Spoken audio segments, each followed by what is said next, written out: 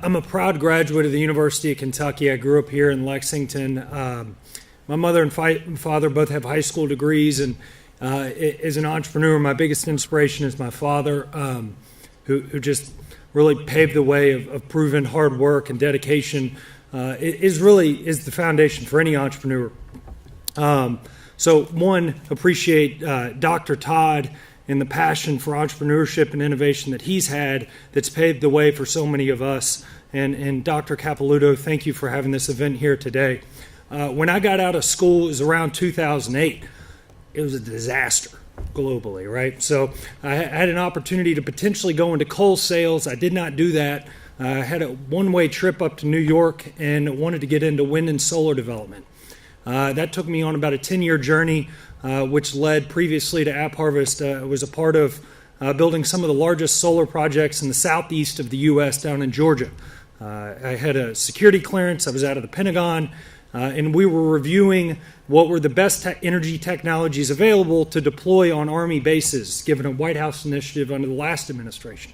We built 750 acres of solar at Fort Benning, Stewart, and Gordon.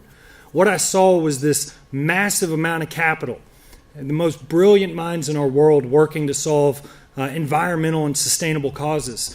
And then yet our state, and specifically the eastern part of our state, had been walloped by the decline of coal, an industry that I just so happened to not go into. So caught the uptrend of one and missed the downtrend of another. And so the thesis of AppHarvest was really founded upon the idea of the night of the election, 2016, doesn't matter which side you voted for, I think it was a loud call to action that some people in the middle part of the country feel like maybe there was a disconnect between D.C., New York, Boston. And so for AppHarvest, founded the company about 2 years ago, moved back to Kentucky a year ago.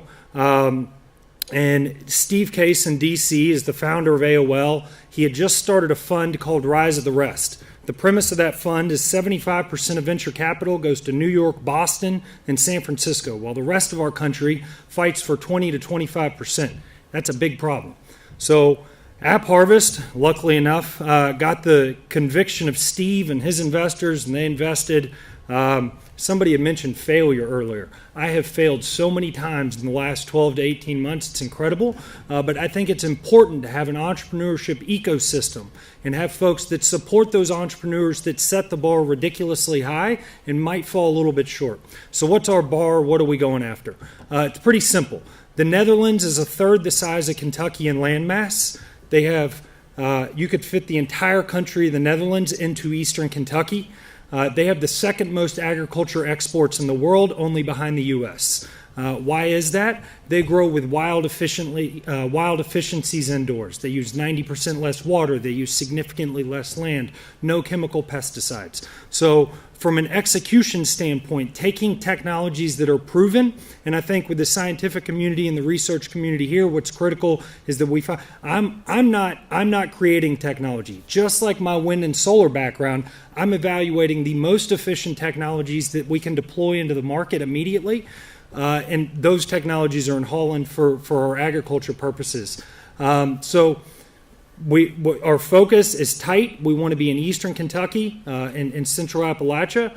We want to build at scale in the region. And then we have some macro trends that are kind of in our favor. Produce imports from Mexico to the U.S. have tripled the last 10 to 15 years. We saw 4 billion pounds of tomatoes come out of Mexico last year, sitting 5 days on an 18-wheeler. So the good thing about our state is we can get to about 70% of the U.S. population in a one-day drive.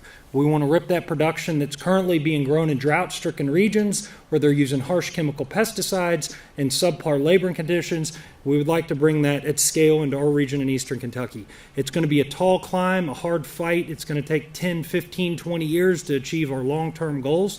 But I think it's critical that conversations like this happen to where we can support each other. We can find a community, an ecosystem that, frankly, I took for granted in New York and D.C. There is a big startup ecosystem where there is collaboration, and so this event is incredibly encouraging.